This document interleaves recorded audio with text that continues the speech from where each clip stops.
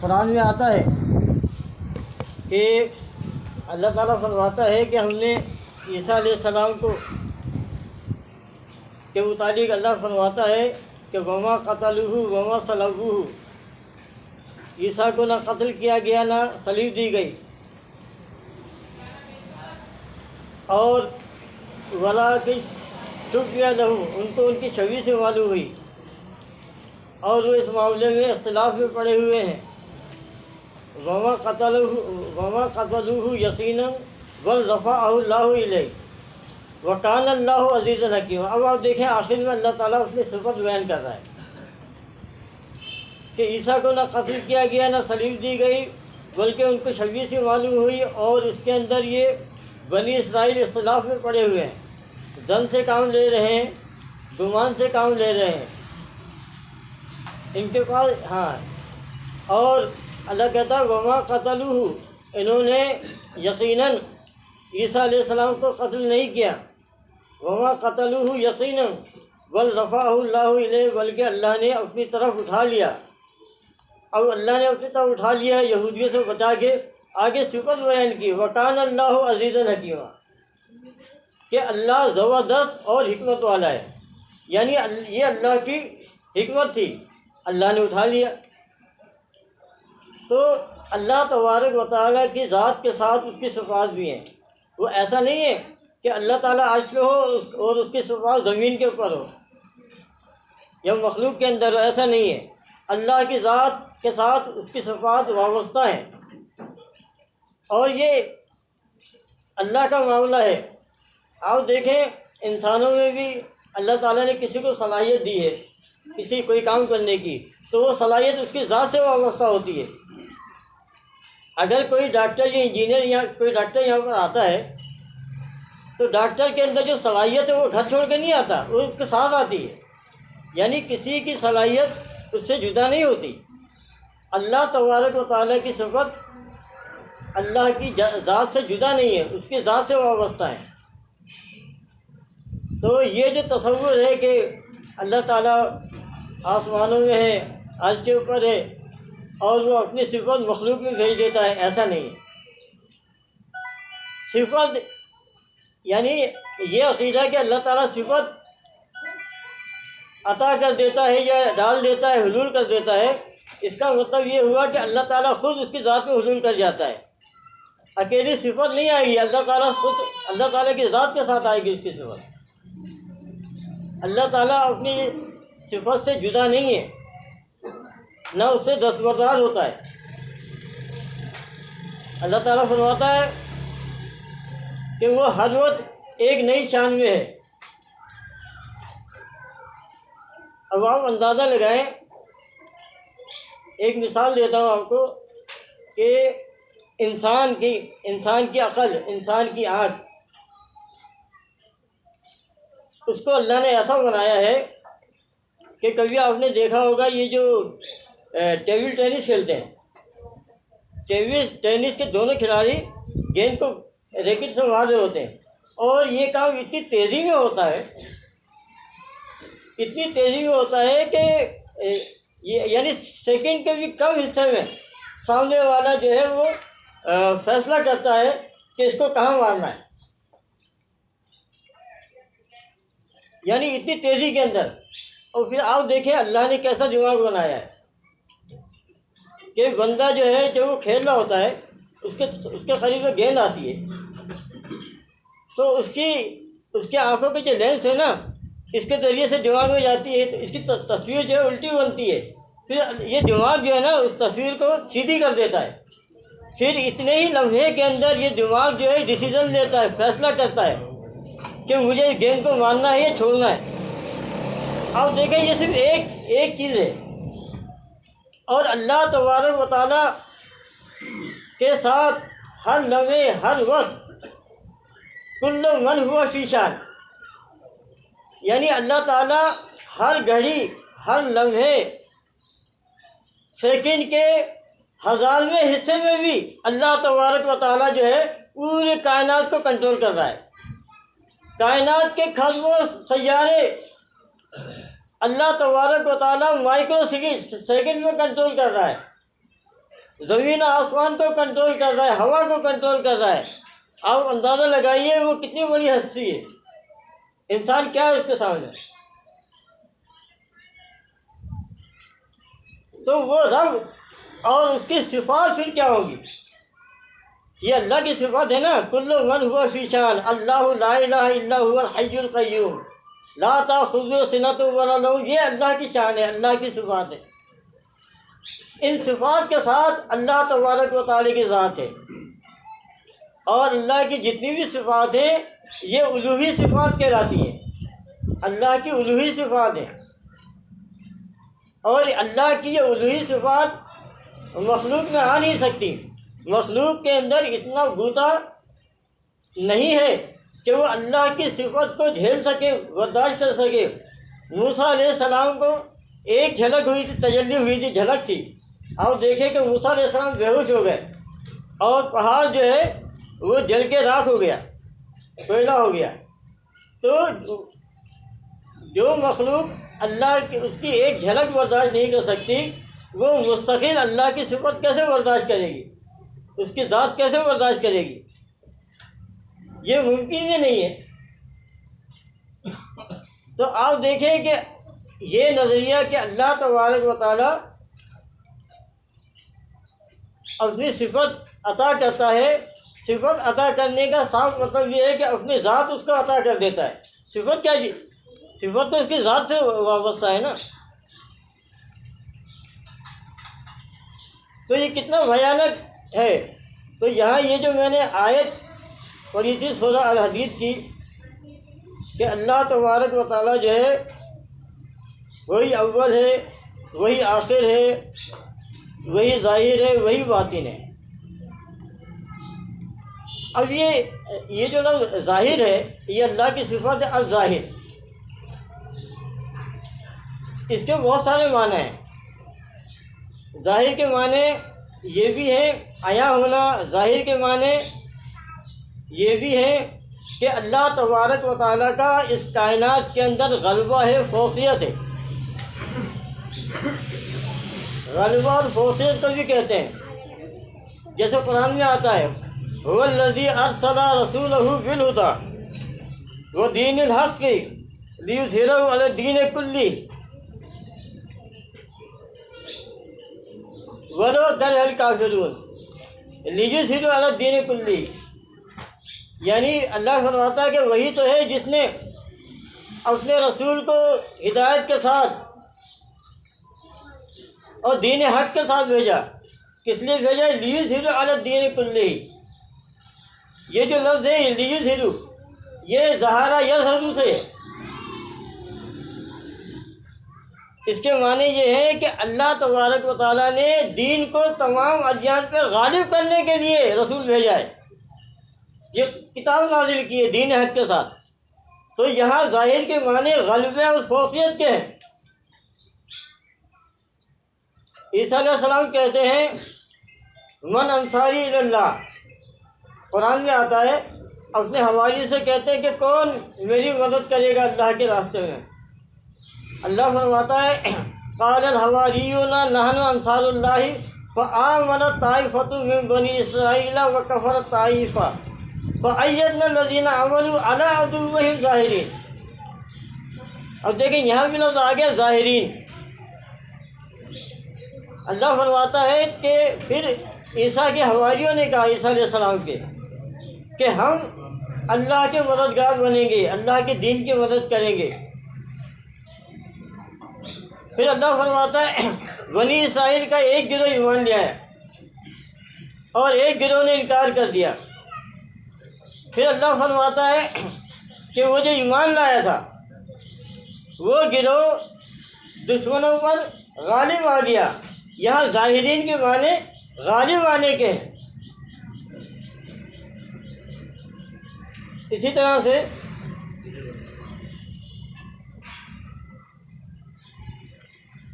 مسلم کی روایت میں آتا ہے کہ نبی علیہ السلام جب رات میں اٹھتے تھے وہ تو اٹھنے کے بعد یہ دعا پڑھتے تھے اللہم رب السماوات السبع ورب العرش العظیم ربنا ورب كل شيء منزل التوراة والإنجيل والفرقان خالق الحب والنوى أعوذ بك من شر كل شيء أنت آخذ بناصيته اللهم اللهم أنت الأول فليس قبلك شيء وأنت الآخر فليس بعدك شيء وأنت الظاهر فليس فوقك شيء۔ دیکھیں اللہ کے نبی جو پڑھتے تھے، جب رات میں آنکھ کھلتی تھی اٹھتے تھے، یہ پڑھتے تھے، کہتے تھے اے اللہ تو ہی اول ہے، فلیس قبلک تو سے پہلے کوئی شے نہیں، وانت الآخر تو ہی آخر ہے، فلیس بعدک شیء تیرے بعد کوئی شے نہیں۔ یعنی اللہ کے نبی، اللہ تبارک و تعالیٰ هو الاول هو الآخر، وہی اول ہے وہی آخر ہے۔ وانت الظاہر، اب دیکھیں اللہ کے نبی اللہ کی صفت بیان کر رہے ہیں، وانت الظاہر فلیس فوقک شیء، اے اللہ تو ظاہر ہے بس فوقک شیء تیرے اوپر کوئی شے نہیں، یعنی تو سب سے اوپر ہے، سب سے بلند ہے۔ تو یہاں پر صفت الظاہر کے معنی فوق لیا ہے، بلند لیا ہے، یعنی اللہ تبارک و تعالیٰ عرش پر مستوی ہے، الرحمن علی عرش استویٰ۔ یاد رکھیں جب ہم یہ کہتے ہیں کہ اللہ عرش پر ہے تو اس کا مطلب یہ نہیں ہے کہ صفات مخلوق کے اندر ہے، بلکہ اپنی ذات کے ساتھ، اس کی صفات بھی اسی کی ذات کے ساتھ عرش کے اوپر ہے۔ اس کو اچھی طرح سمجھ لیں، اللہ اپنی صفات سے جدا نہیں ہوتا، وہ اپنی ذات کے اپنی صفات کے ساتھ الحی ہے، القیوم ہے، الرحمن ہے۔ تو جب اللہ تعالیٰ اپنی صفات کے ساتھ عرش کے اوپر ہے اور اللہ تبارک و تعالیٰ مخلوق میں نہیں آتا، اس لیے کہ ہر شے اس کے نیچے ہے اور اللہ کی صفت پستی نہیں ہے، اللہ کی صفت ہے بلندی۔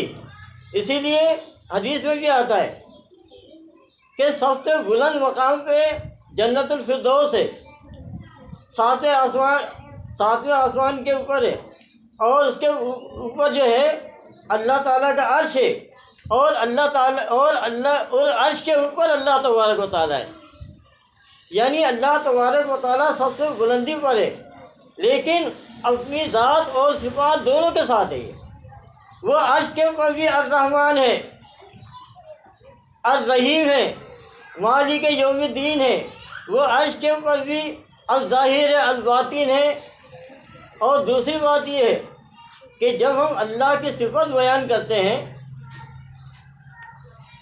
تو اس کی صفت کا موازنہ مخلوق کی صفت سے نہیں کیا جا سکتا۔ اللہ تبارک و تعالیٰ الظاہر اپنی شان کے مطابق ہے۔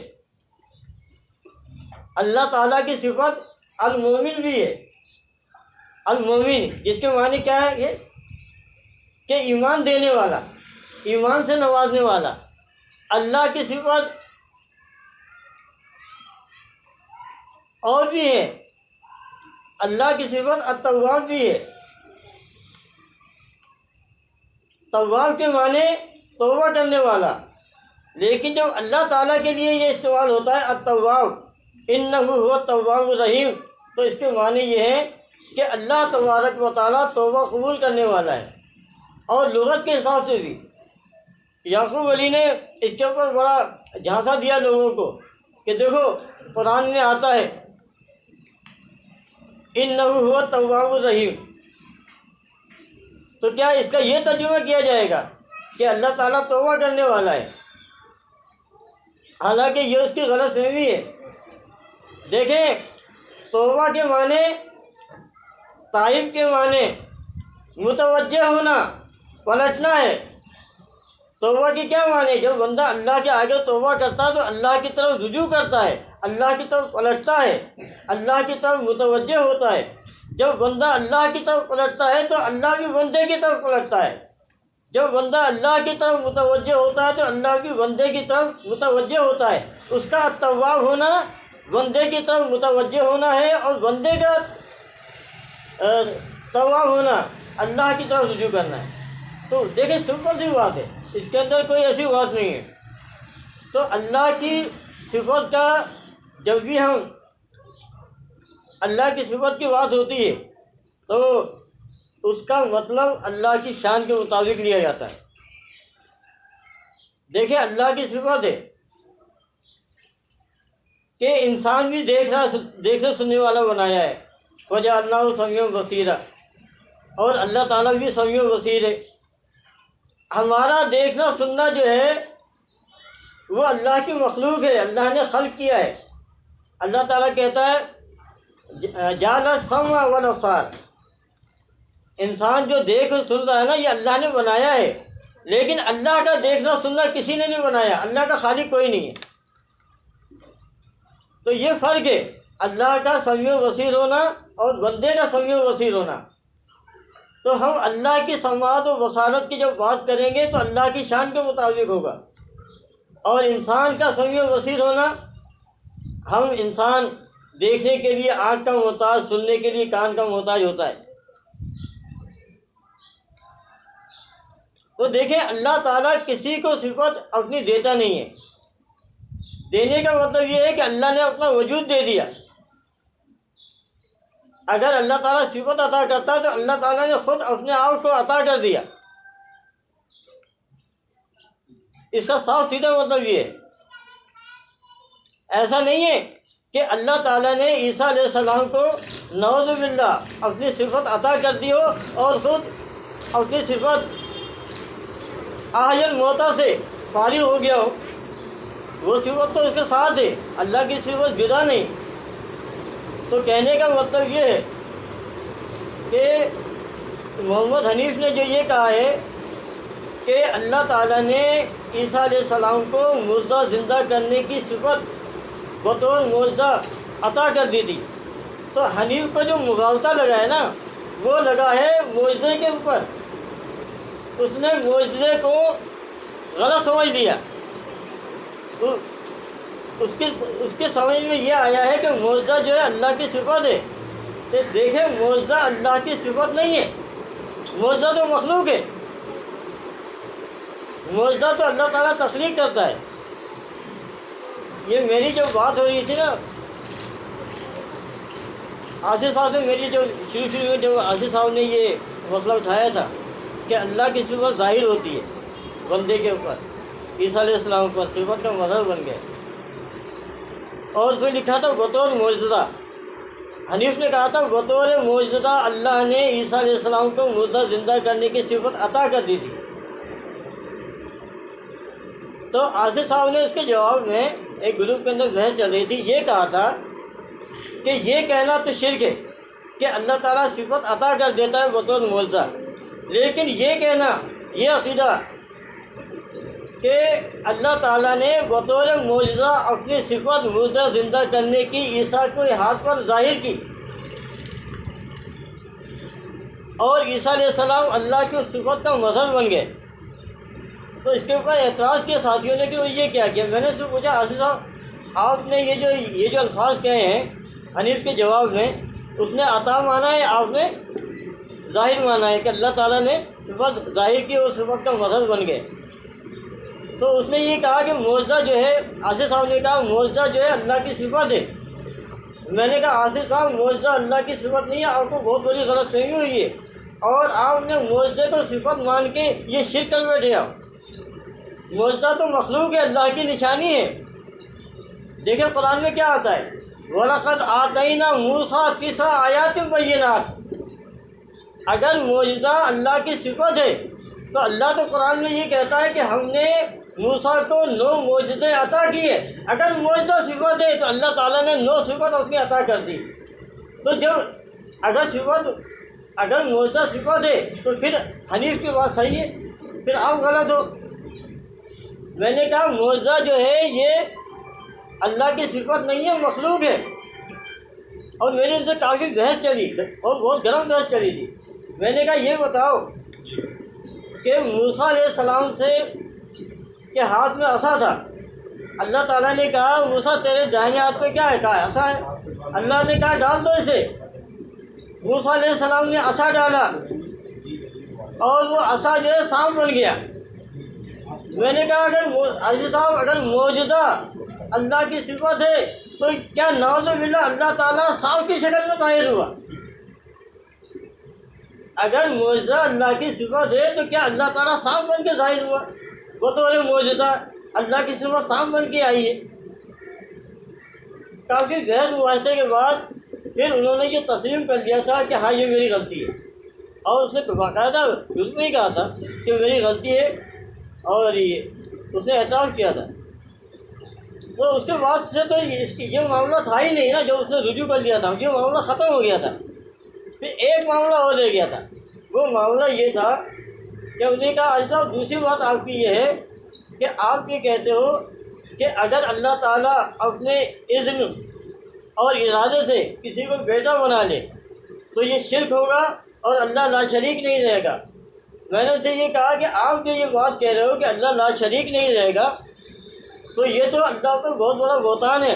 پہلی بات تو یہ ہے کہ اللہ کے لیے اولاد فرض کرنا، اب اندازہ لگائیں، اللہ کے لیے اولاد فرض کرنا. اللہ کہتا ہے، حدیث میں آتا ہے، اللہ کے نبی نے کہا ابن آدم شتمنی، جب آدم کی اولاد مجھے گالی دیتا ہے، آدم کا بیٹا، جب وہ کہتا ہے کہ اللہ کے اولاد ہے، جب وہ کہتا ہے کہ اللہ کا بیٹا ہے، تو اللہ تعالیٰ کہتا ہے آدم کی اولاد مجھے گالی دیتا ہے. تو میں نے کہا جو چیز اللہ کے لیے گالی ہے آپ فرض کر دو اسے. سوچنے والی بات ہے نا، جو چیز اللہ کے لیے گالی ہے اللہ کے نبی نے بتایا، اب اللہ کے لیے فرض کر دو. اور اس کے اوپر کافی دے کے بہرحال انہوں نے اسے رجوع کر لیا تھا. اب مسئلہ یہ ہوا کہ اب یہ انہوں نے پہلے جس پہ رجوع کیا تھا اب دوبارہ وہ مسئلے کو اٹھایا الفاظ چینج کر کے. تو کہنے کا مطلب یہ ہے کہ بھائی یہ دیکھیں یہ معاملہ جو ہے نا، جس کو کہتے ہیں اللہ تعالیٰ کا امر، اللہ کا اذن، اللہ کی مشیت، یہ انسان کی عقل اس تک نہیں پہنچ سکتی. دیکھیں قرآن میں ایک واقعہ ہے، ذرا غور کیجیے گا. قرآن میں ایک واقعہ ہے سورۃ الکہف کے اندر، موسیٰ علیہ السلام کا اور خضر علیہ السلام کا واقعہ ہے، آپ نے پڑھا ہوگا. حدیث میں آتا ہے موسیٰ علیہ السلام سے کسی شخص نے کہا، اس نے کہا کہ یہ بتائیے کیا اس وقت دنیا میں آپ سے بڑا کوئی عالم ہے؟ موسیٰ علیہ السلام نے کہا مجھ سے بڑا کوئی عالم نہیں ہے. تو اللہ کو یہ بات پسند نہیں آئی، اللہ کو یہ بات پسند نہیں آئی. اللہ تعالیٰ نے کہا کہ جاؤ فلاں مقام پر، وہاں تمہیں میرا ایک بندہ ملے گا، جو علم اسے ہے وہ تمہیں نہیں ہے. موسیٰ علیہ السلام چلے اپنے ساتھی کے ساتھ، اور راستے میں چلتے چلتے مچھلی نکل کے تھیلے سے سمندر کی طرف چلی گئی. ان کا ساتھی نے بتانا یاد نہیں رہا. موسیٰ نے کہا تھا جو مچھلی تھیلے سے نکل کر راستہ بنائے تو ہمیں بتا دینا، وہیں وہ صاحب ملیں گے جہاں اللہ نے بھیجا ہے. وہ بتانا بھول گئے، آگے نکل گئے. جب تھک گئے تو پھر ان کے ساتھی کو یاد آیا فلاں مقام پر مچھلی نکل گئی تھی. خیر وہاں پہنچے تو وہاں خضر علیہ السلام سے ملاقات ہوئی. پتہ نظر اس کے کہ خضر علیہ السلام نبی تھے، پیغمبر تھے، کیا تھے. بات یہ ہو رہی ہے کہ جو علم اللہ نے خضر کو دیا تھا وہ موسیٰ کو نہیں دیا تھا. اب موسیٰ علیہ السلام نے کہا کہ اللہ نے جو آپ کو علم دیا ہے آپ ہمیں بتائیے اس کے متعلق. خضر علیہ السلام نے کہا کہ تم سے برداشت نہیں ہو سکتا، صبر نہیں ہو سکتا. انہوں نے کہا کہ نہیں بتائیں. لے کے چلے. ایک کشتی تھی، کشتی والوں نے پہچان لیا انہیں اور وہ ان کو جانتے تھے. خضر علیہ السلام نے اس کشتی کو سوراخ کر دیا. موسیٰ علیہ السلام پریشان کہ بھائی کشتی والوں کا کیا ہے، تو اس کشتی میں تو سواری کرتے ہو، آنا جانا ہے، تو انہوں نے اس کو سوراخ کر دیا. تو خضر نے کہا اے موسیٰ میں نے پہلے ہی کہا تھا تم سے صبر نہیں ہوگا. پھر آگے چلے ایک دیوار جو گرنے والی تھی وہاں پہنچے تو وہاں کے لوگوں سے خضر علیہ السلام نے کہا کہ ہم لوگ بھوکے ہیں، ہمیں کھانا کھلاؤ۔ انہوں نے انکار کر دیا۔ پھر ان کی ایک دیوار گرنے والی تھی، خضر علیہ السلام نے اس کو سیدھا کر دیا۔ موسیٰ علیہ السلام نے کہا تم نے یہ کیا کیا؟ انہوں نے ہماری مہمان نوازی سے انکار کیا، تم ان سے اجرت بھی لے سکتے تھے، تم نے فری میں سیدھا کر دیا۔ خضر نے کہا تم سے برداشت نہیں ہو سکے گا۔ پھر آگے چلے تو ایک لڑکا تھا، اس لڑکے کو خضر علیہ السلام نے قتل کر دیا۔ موسیٰ علیہ السلام پریشان، یہ کیا ہو گیا؟ کہنے کہ تو نے نہا اس بچے کو قتل کر دیا۔ خضر علیہ السلام نے کہا اب مجھ میں تم میں جدائی ہے۔ اب آپ دیکھیں اپنے وقت کا نبی ہے، تورات جس پہ اللہ نے نازل کی ہے، تو جو علم خضر کو ہے موسیٰ کو نہیں ہے۔ موسیٰ پریشان، نہیں جان سکے کہ یہ کیا علم ہے، نہیں جان سکے کیا علم ہے۔ آخر میں موسیٰ علیہ السلام نے کہا کہ اچھا اب بتاؤ۔ لیکن نبی جب وہ علم جو اللہ نے خضر کو دیا تھا جب نبی نہیں سمجھ سکا تو ہم اور آپ کیسے سمجھیں گے؟ جو علم اللہ نے فرشتوں کو دیا، یا جو علم جس علم سے پوری کائنات کو چلا رہا ہے، اس علم تک ہم پہنچ سکتے ہیں جو نبی نہیں پہنچ سکا۔ پھر خضر علیہ السلام نے بتایا کہ میں نے یہ فلاں کام اس لیے کیا۔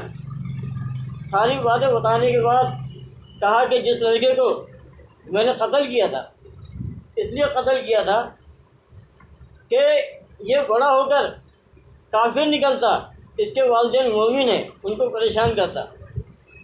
اب سوال یہ پیدا ہوتا ہے کہ دیکھیں قانون تو یہ ہے کہ جب تک کوئی جرم نہ کرے اس کو سزا نہیں دی جا سکتی۔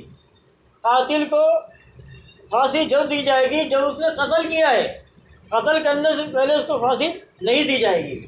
لیکن خضر علیہ السلام نے اسے قتل کر دیا۔ آخر وہ یہ کہتے ہیں کہ یہ جو کچھ میں نے کیا ما فعلت عن امری، میں نے اپنی طرف سے کچھ نہیں کیا، یہ تو اللہ تعالیٰ کی طرف سے ہوا ہے۔ تو دیکھیں موسیٰ علیہ السلام جب وہاں نہیں پہنچ سکے تو اللہ کی مشیت، اللہ کے اذن اور اس کے ارادے تک ہم کیسے پہنچ جائیں گے؟ سوچنے والی بات ہے۔ دیکھیں قرآن نے ایک مثال دے دی ہمیں، اسی لیے اللہ تعالیٰ نے کہا ہے کہ اس چیز کے پیچھے نہ پڑ جس کا تجھے علم نہیں۔ یاد رکھ تیرے آنکھ، تیری کان، ان سب کو پوچھ گچھ ہوگی۔ تو یعنی جس چیز کا علم اللہ نے نہیں دیا ہم اتنا ہی جانتے ہیں۔ فرشتوں نے کہا لا علم لنا الا ما علمتنا، انبیاء بھی یہی کہتے تھے، ہم اتنا ہی جانتے ہیں اللہ جتنا تجھے علم دیا ہے۔ تو ہم بھی تو اتنا ہی جانیں گے جتنا اللہ نے علم دیا ہے، وحی کے ذریعے، قرآن و سنت کے ذریعے۔ اس سے آگے ہم کہاں سے کیسے جا سکتے ہیں؟ نہیں جا سکتے ہم۔ جو بھی وہ علم جو اللہ نے انسانوں کو دیا ہے اپنی کتاب کے ذریعے سے، جو اس سے تجاوز کرے گا پھر وہ سمجھنے کے اس کے لیے کوئی راستہ نہیں ہے، اس کے لیے واپسی کے راستے بند ہو جاتے ہیں۔ یہ اتنا حساس معاملہ ہے۔ اللہ تبارک و تعالیٰ کی مشیت، اللہ کا امر، اللہ کا اذن، اللہ کا ارادہ۔ یار اب اندازہ لگائیں، اللہ تعالیٰ اپنی مشیت کے طرف پوری کائنات کو چلا رہا ہے، ایک ایک ذرے کو، ایک ایک کیڑے کو، اس کو واچ کر رہا ہے، دیکھ رہا ہے، اس کو کنٹرول کر رہا ہے۔ انسان سمجھ سکتا ہے کیسے ہو رہا ہے؟ پہنچ ہی نہیں سکتا انسان کی مجال کیا ہے۔ تو بات یہ تھی کہ دیکھیں انہوں نے واضح طور پر یہ کہا تھا کہ ہاں یہ جو میں نے یہ کہا تھا صفت ظاہر ہوئی بطور معجزہ۔ تو میں نے ان سے کہا کہ معجزہ جو وہ کہنے لگے معجزہ جو ہے اللہ کا فعل ہے۔ میں نے کہا اللہ کا فعل تو ہے لیکن اللہ کا فعل ہے کیا؟ معجزہ اللہ کا فعل ہے، اور اللہ کا فعل کیا ہے؟ اللہ کا امر۔ اور اللہ کا امر کیا ہے؟ کن فیکون۔ اللہ تعالیٰ قرآن میں فرماتا ہے وَإِذَا أَرَادَ اللَّهُ الشَّيْءَ وَإِذَا أَرَادَ اللَّهُ أَمْرًا، جب اللہ تعالیٰ کسی شے کا ارادہ کرتا ہے، کسی امر کا ارادہ کرتا ہے تو کیا کہتا ہے؟ قَالَ لَهُ كُن فَيَكُونُ۔ تو اللہ کی صفت جو ہے اللہ کا امر ہے، اللہ کا امر جو ہے کن فیکون ہے، معجزہ اللہ کی صفت نہیں ہے۔ دیکھیں حنیف نے یہاں غلطی کی اور وہ شرک کے گڑھے میں جا گرا، صفت کو معجزہ بنا کے۔ پورے قرآن و حدیث میں کہیں نہیں لکھا کہ اللہ کی کہ یہ جو معجزہ ہے یہ اللہ کی صفت ہے، پورے قرآن میں نہیں ہے یہ۔ دیکھیں کہیں اگر ایسی کوئی دلیل ہوتی تو چلو بات ہے، ایسی کوئی چیز نہیں ہے۔ پورے قرآن میں ایسی کوئی آیت نہیں ہے کہ اللہ تعالیٰ نے کسی کو اپنا شریک بنایا ہو، پورے قرآن میں ایسی کوئی آیت نہیں ہے کہ اللہ تعالیٰ نے اپنا کسی کو شریک۔ دیکھیں شریک جو ہے وہ انسان بناتے ہیں، اللہ تعالیٰ کسی کو شریک نہیں بناتا، انسان بناتے ہیں۔ اللہ تعالیٰ کیوں شریک بنائے گا؟ جو اس نے کہہ دیا لا شریک لا، وہ اس کا کوئی شریک ہوگا تو بنائے گا۔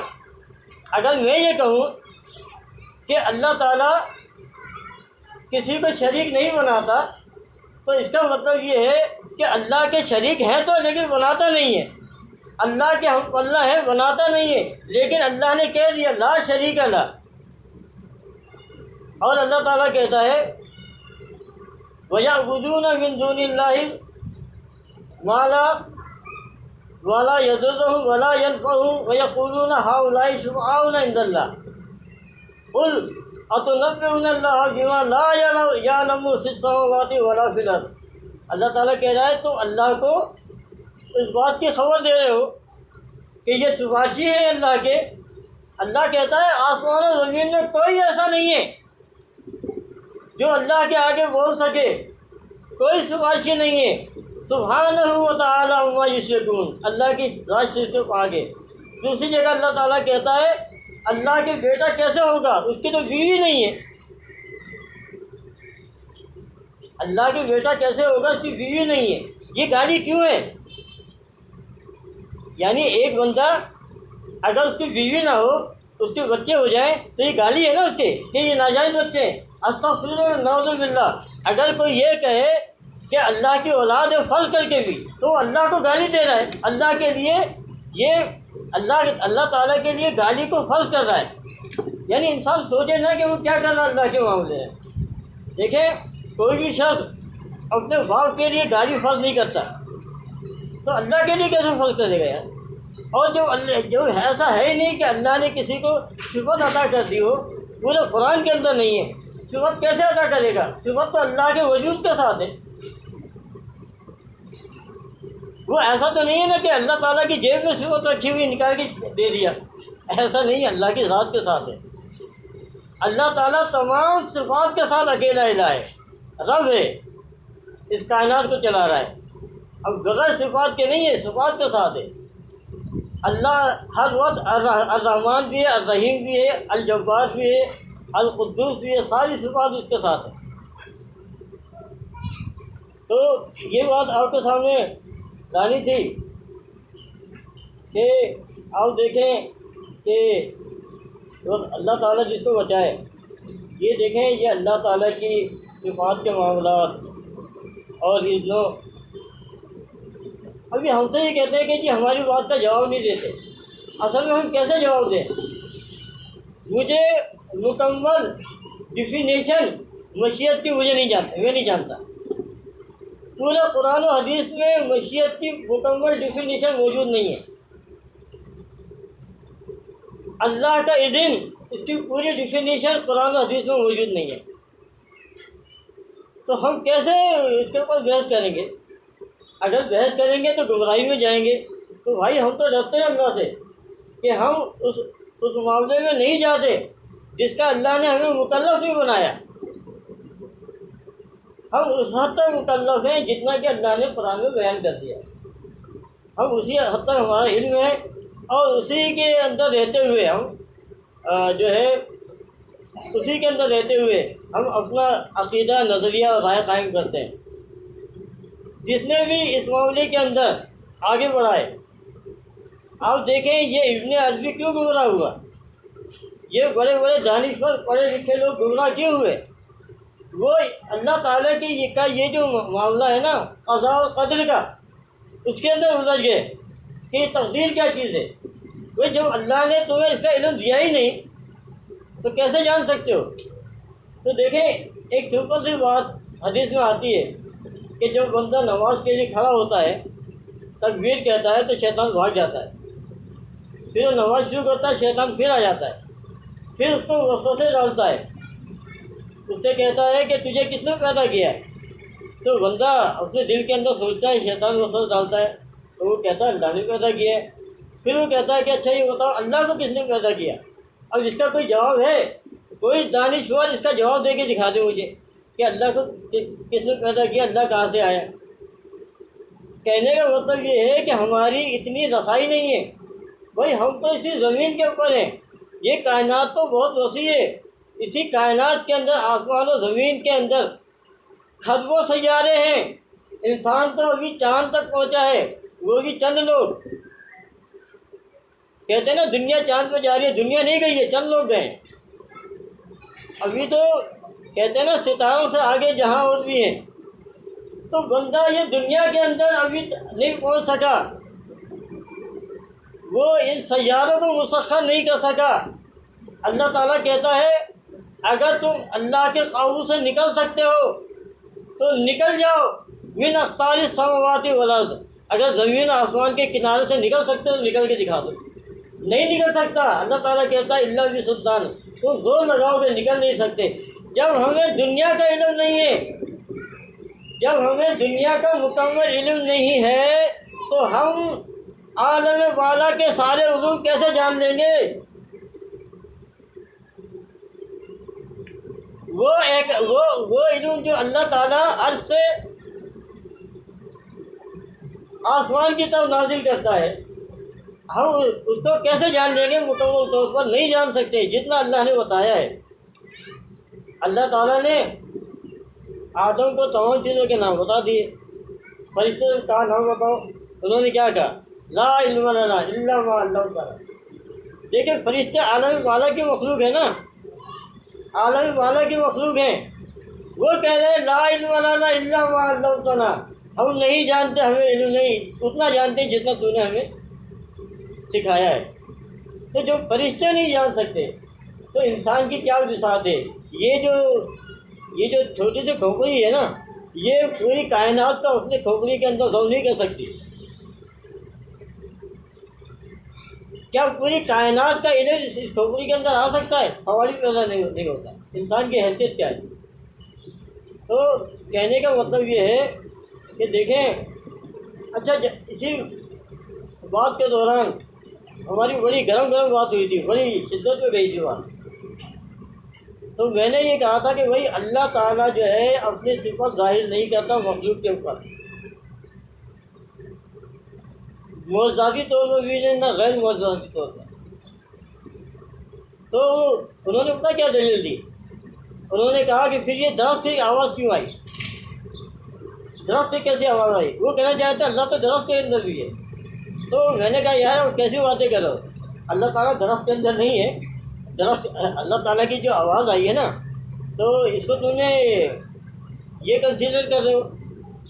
بھائی مسئلہ یہ ہے کہ اللہ تعالیٰ ہر شے کا خالق ہے، اللہ خالق کل شیء، یار اور چیزوں کو چھوڑے، یہ اللہ کا کلام ہے نا، قرآن کلام اللہ ہے، اللہ کا کلام ہے، اللہ نے جو اپنا کلام لوح محفوظ میں اتارا ہے وہ اللہ کا کلام ہے، ہم تک جو پہنچا ہے وہ مخلوق ہے، خلق ہو کے پہنچا ہے۔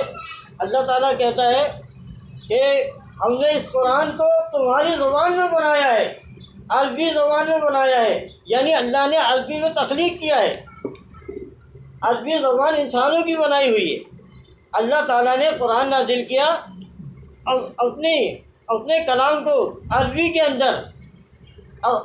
اندر کنورٹ کر کے، تخلیق کر کے نازل کیا۔ ہر نبی اپنی قوم کی زبان بولتا تھا، موسیٰ علیہ السلام کے اوپر تورات ان کی اپنی زبان عبرانی زبان میں اللہ نے نازل کیا۔ اللہ تعالیٰ عبرانی زبان نہیں بولتا، لیکن اللہ تعالیٰ نے عبرانی میں اپنے کلام کو کنورٹ کر کے نازل کیا۔ انجیل کو سریانی زبان میں کنورٹ کر کے نازل کیا۔ مخلوق کے پاس اللہ کی کوئی صفت نہیں ہے، مخلوق میں اللہ کی صفت آ ہی نہیں سکتی۔ تو دیکھیں مخلوق کا اللہ کی صفت سے کوئی لنک نہیں ہے، کوئی اتصال نہیں ہے، ہو ہی نہیں سکتا، کسی صورت میں بھی نہیں ہو سکتا۔ یہ جو اتصال قائم کیا ہے صوفیہ نے قائم کیا ہے، اور یہ انتہائی شدید ترین گمراہی ہے۔ آپ نے ایمان خالص پڑھی ہوگی، اس میں ایک قول لکھا ہے کہ صوفی کہتا ہے کہ پاک ہے وہ ذات جو اپنے لاہوت سے نکل کر ناسوت میں یعنی مخلوق میں، انسانوں میں آشکار ہوئی، یعنی اللہ تعالیٰ جو ہے مخلوق کی شکل میں نظر آتا ہے، آشکار ہوا ہے۔ اب ہم جو بھی مخلوق دیکھتے ہیں نا، آسمان یہ اللہ ہے، پہاڑ بھی اللہ ہے، سمندر بھی اللہ ہے، تو دیکھیں کتنا بڑا شرک کیا اس نے۔ ہاں البتہ پوری کائنات، سورج، چاند، ستارے، زمین و آسمان اللہ کی وحدانیت کو بیان کر رہے ہیں، اس کی وحدانیت کی گواہی دے رہے ہیں کہ اس کو بنانے والا، اس کو کنٹرول کرنے والی ذات اللہ کی ہے۔ سورج، چاند، ستارے اللہ نہیں ہے، نہ اللہ ان میں اترا ہے، بلکہ یہ اللہ کے وجود پر دلیل دے رہے ہیں، گواہی دے رہے ہیں، اللہ کے وجود کو ثابت کر رہے ہیں کہ اگر اللہ نہ ہوتا تو ہمارا وجود بھی نہ ہوتا۔ سوچنے والی بات ہے کہ آپ دیکھیں سورج کروڑوں سال ہو گئے، سائنسی لحاظ سے اربوں سال ہو گئے، اللہ کنٹرول کر رہا ہے نا اس کو۔ آپ دیکھیں سورج ایک لمحے کے لیے بھی آگے پیچھے نہیں ہوتا، لیٹ ہو جائے، غافل ہو جائے نکلنے سے، سوال ہی پیدا نہیں ہوتا۔ اور وہ ذات جو اس کو کنٹرول کر رہی ہے، آپ اندازہ لگائیں کہ اس سے کوئی چیز پوشیدہ نہیں ہے۔ وہ کس طرح سے سورج کو کنٹرول کر رہا ہے، چاند کو کنٹرول کر رہا ہے، ہوا کو، پانی کو، ہر چیز کو کنٹرول کر رہا ہے۔ اور اتنی عظیم و شان ذات کیا انسان ہو سکتا ہے؟ کیا انسان کے اندر اللہ کی صفات آ سکتی ہیں؟ نہیں آ سکتی۔ قرآن یہی بتاتا ہے، اور یہی تعلیم حدیث کی بھی ہے۔ تو اللہ تعالیٰ ہمیں توفیق دے کہ دیکھیں ہمیں اپنی حد سے آگے نہیں بڑھنا چاہیے۔ اللہ تعالیٰ نے ہمیں اس کا مکلف نہیں بنایا کہ ہم عالم بالا کا علم حاصل کریں۔ عالم بالا کی تعلیم دینے والا کوئی نہیں، موسیٰ علیہ السلام کو نہیں پتا تھا۔ جب نبی نہیں جان سکتا تو ہم اور آپ کیا چیزیں۔ تو ہمیں اس سے بچنا چاہیے، بیکار کی بحث میں، بال جیسو باریکی کے اندر ہمیں نہیں جانا چاہیے، ورنہ کیا ہوگا، بندہ خود بھی گمراہ ہوگا اور سب کو گمراہ کرے گا، ہر ایک کو گمراہ کرے گا۔ دیکھیں ہوتا کیا ہے کہ جذباتی معاملہ ہوتا ہے۔ آپ نے دیکھا ہوگا کہ سمندر میں اگر کوئی شخص ڈوبنے لگے تو فوراً اس کا بھائی جو سمندر میں کود جاتا ہے، اس کو بچانے کے لیے وہ بھی ڈوب جاتا ہے، اس کو باپ کودتا ہے، پورا خاندان ڈوب جاتا ہے۔ ایسا ہوتا ہے نہیں ہوتا ہے؟ بھائی اگر ایک شخص ڈوبا ہے تو خود اگر تیرنا نہیں آتا تو آپ کیوں جا رہے کود رہے ہو؟ اس کو دوسرے طریقے سے بچاؤ، جس کو تیرنا آتا ہے وہ جائے، اس کو بچائے۔ آپ کو تیرنا نہیں آتا آپ کیسے بچاؤ؟ نہیں بچا سکتے، آپ کا پورا خاندان برباد ہو جائے گا۔ ایک لطیفہ ہے، اس کی مناسبت سے پیش کر رہا ہوں۔ وہ لطیفہ یہ ہے کہ ایک کنویں کے پاس افسر کی لیٹا ہوا تھا اور گنتی گن رہا تھا، دو ہیں۔ ایک شخص وہاں گزر رہا تھا، کہہ رہا تھا یار پاگل ہے، دو ہے کر رہا ہے، کیا کر رہا ہے یہ؟ وہ کہہ رہا کیا کہہ رہا ہے؟ دو ہے۔ وہ کہہ رہا دو ہے۔ وہ جھانکنے لگا، اس نے اس کو بھی دھکا دے دیا، پھر کہنے لگا تین ہے۔ تو دیکھیں اب اگر ایک شخص اس طرح کی حرکتیں کر رہا ہے اور وہ کہہ رہا ہے دو ہے، تم جھانکنے جا رہے ہو تو تمہیں ہی دھکا دے دے گا۔ تو بھائی یہ اپنا ایمان بچاؤ اور اس طرح کی بات نہیں کرو۔ دیکھیں کوئی بھی اگر آپ سے اللہ کی صفات کے اوپر، اللہ کے مشیت کے اوپر، اللہ کے اذن کے اوپر اگر کوئی شخص آپ سے بحث کرے، کبھی بحث نہیں کرنا، کہنا کہ بھائی ہمیں اتنا علم نہیں ہے، ہمیں اتنے علم ہے جتنا اللہ نے بتایا ہے، ہم اس کی کن تک نہیں جا سکتے کہ یہ کیا چیز ہے۔ بالکل صاف، اگر اس بحث میں پڑھو گے تو کہیں کے نہیں رہو گے، نہ دین کے نہ دنیا کے۔ تو یہ جو صوفیہ نے یہ جو خدائی دعوے کیے ہیں، ایسے تو نہیں کیے۔ یہ پرویز جو ہے یہ اچھا علم رکھنے والا بندہ تھا، لیکن اس کے ساتھ کیا ہوا، وہ الجھ گئے علم معاملے کے اندر، وہ ایسا الجھا کہ اس نے حدیث کا بھی انکار کر دیا اور قرآن کا بھی، معجزات کا بھی، جنت و جہنم کا بھی، ہر چیز کا انکار کر دیا۔ تو آپ دیکھیں انسان کا ذہن ہے وہ اتنا وسیع تو نہیں ہے کہ ہر چیز کو جان لے گا۔ تو اللہ تعالیٰ کہتا ہے اس چیز کے پیچھے نہ پڑ جس کا تجھے علم نہیں ہے۔ یاد رکھ تجھ سے پوچھ گچھ ہوگی، تیری آنکھوں سے بھی، تیرے کان سے بھی، ہر چیز سے پوچھ گچھ ہوگی، تو ہمیں ان سے بچنا چاہیے۔ اقول قولی واستغفر اللہ لی ولکم ولسائر المؤمنین۔